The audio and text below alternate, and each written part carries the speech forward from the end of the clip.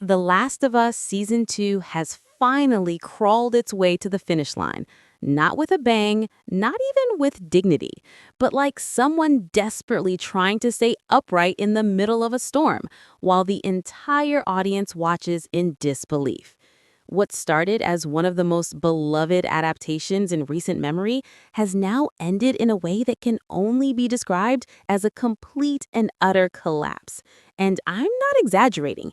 This season wasn't just disappointing, it was exhausting. A slow, bleak, emotionally draining experience that tested my patience at every single step. The kind of show where you keep watching, not because you're enjoying it, but because you've already invested too much time to quit. And honestly, that might be the biggest tragedy of all. Because the worst part is, this disaster was completely predictable. Months ago, people were already raising concerns.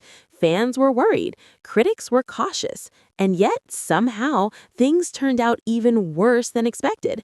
Yes, there were a few moments, a couple of solid action scenes, some impressive visuals, and of course, a powerful performance from Pedro Pascal, who tried his absolute best to carry this show on his shoulders.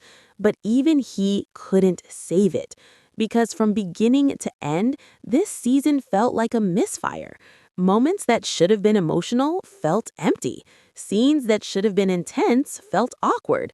And storylines that should have kept us hooked just dragged on endlessly. So now that it's all over, let's take a step back and break it down. What exactly went wrong?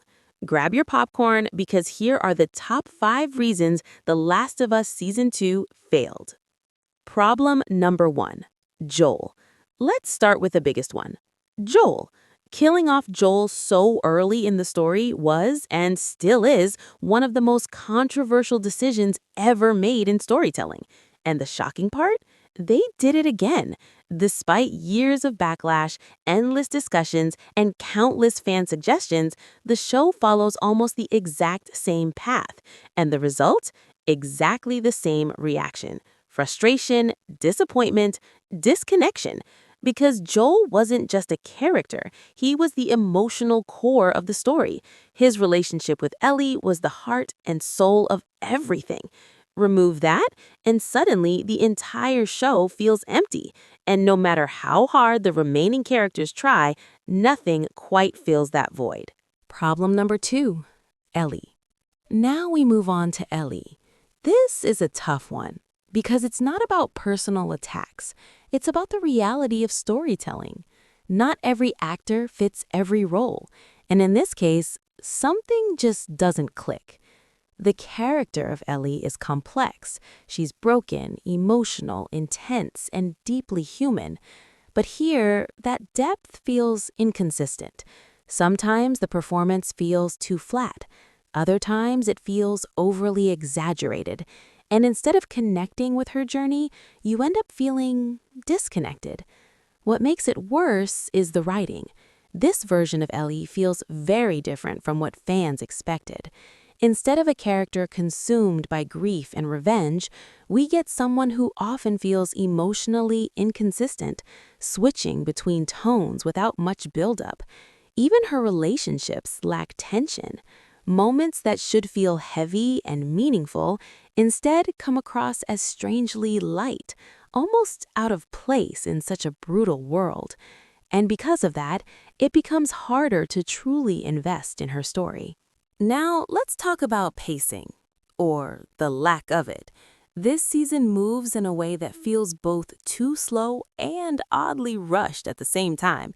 Entire episodes go by where almost nothing meaningful happens.